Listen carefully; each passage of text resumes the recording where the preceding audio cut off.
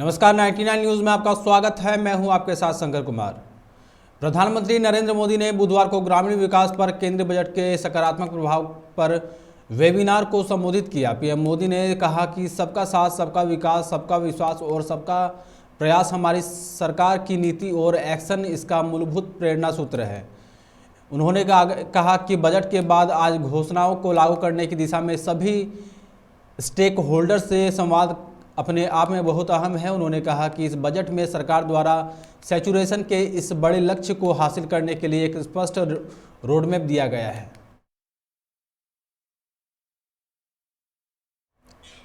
उत्तर प्रदेश में 18वीं विधानसभा के गठन के लिए 9 जिलों के 59 विधानसभा क्षेत्रों में मतदान शुरू हो गया है। पोलिंग पार्टियों ने मतदान प्रक्रिया को प्रारंभ करने के लिए पहले पोलिंग से ईवीएम को परखा। चौथे चरण में 4 मंत्रियों सहित 624 प्रत्याशी मैदान में हैं।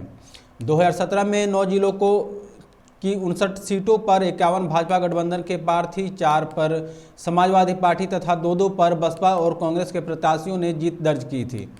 लखनऊ से भारतीय जनता पार्टी के सांसद तथा देश के रक्षा मंत्री राजनाथ सिंह ने बुधवार को लखनऊ में मतदान किया। राजनाथ सिंह ने अपनी पत्नी, बेटे नीरज तथा पुत्रवधू के साथ गोमती नगर के विपुल खंड के मतदान केंद्र में जाकर अपने अधिकार का प्रयोग किया।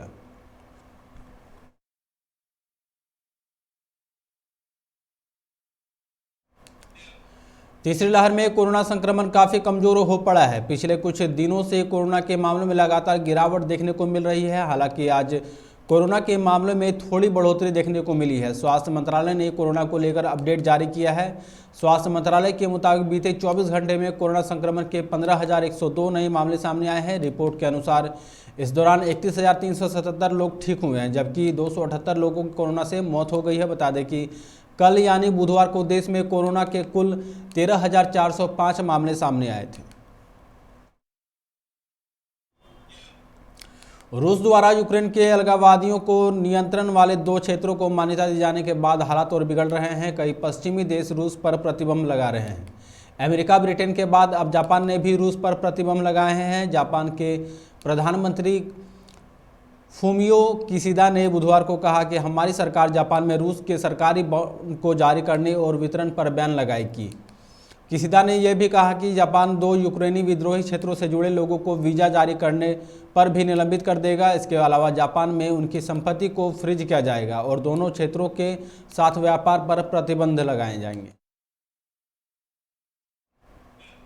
यूक्रेन संकट के बीच अब दुनिया के बड़े देशों ने रूस को रोकने के लिए कोशिशें तेज कर दी हैं। पिछले 24 घंटों में America, Britain, Canada, Japan, Australia और जर्मनी ने रूस पर प्रतिबंध का ऐलान किया है। यूक्रेन के 2 प्रांत लुहांस्क और डोनेट्स्क पर भी पाबंदियां लगाई गई हैं। इन्हें रूस ने आज सुबह अलग देश के तौर पर मान्यता दी थी।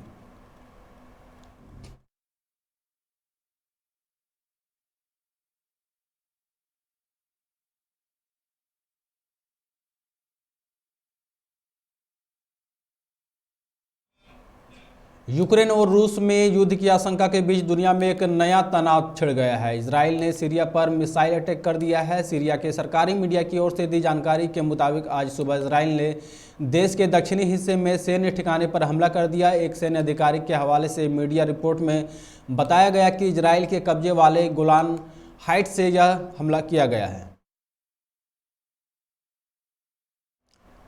बिजली विभाग के कर्मचारियों की 3 दिवसीय हड़ताल के बाद चंडीगढ़ के अधिकांश हिस्सों में अंधेरा छा गया। बिजली गुल होने से शहर के बड़े हिस्से में 24 घंटे से अधिक समय से बिजली और पानी नहीं है।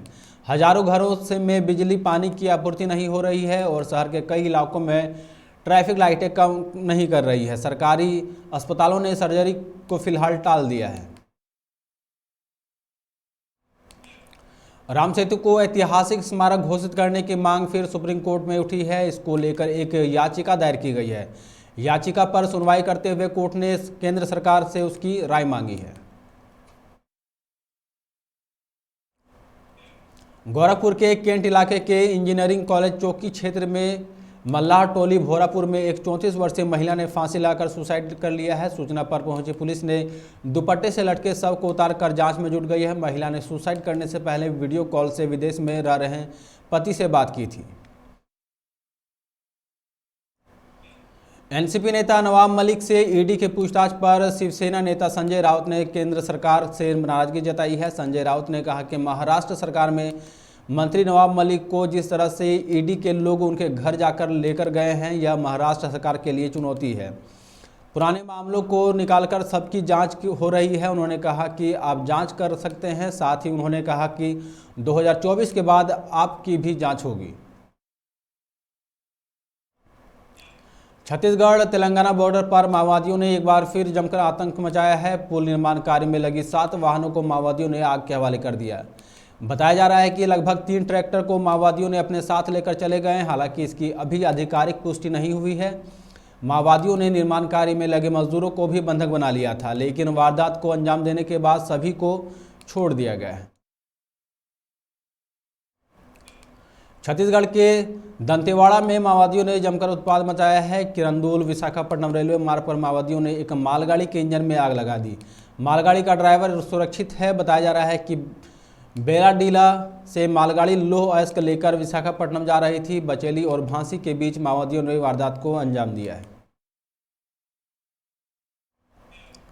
सूरत के सचिन जीआईडीसी इलाके में स्थित एक तालाब में डूबे 3 बच्चों में से 2 के शव आज सुबह बरामद हुए हैं। वहीं एक बच्चे की तलाश अब भी जारी है। बता दें, तीनों बच्चे तालाब में नहाने पहुंचे थे। इसी दौरान गहराई में चले जाने से तीनों डूब गए। हादसे की खबर तब हुई जब घर न पहुंचने पर बच्चों की तलाश की गई तो तालाब किनारे तीनों ने कपड़े और जूते चप्पल नजर आए। खबरों में फिलहाल इतना ही। आप देखते रहे 99 न्यूज़। नमस्कार।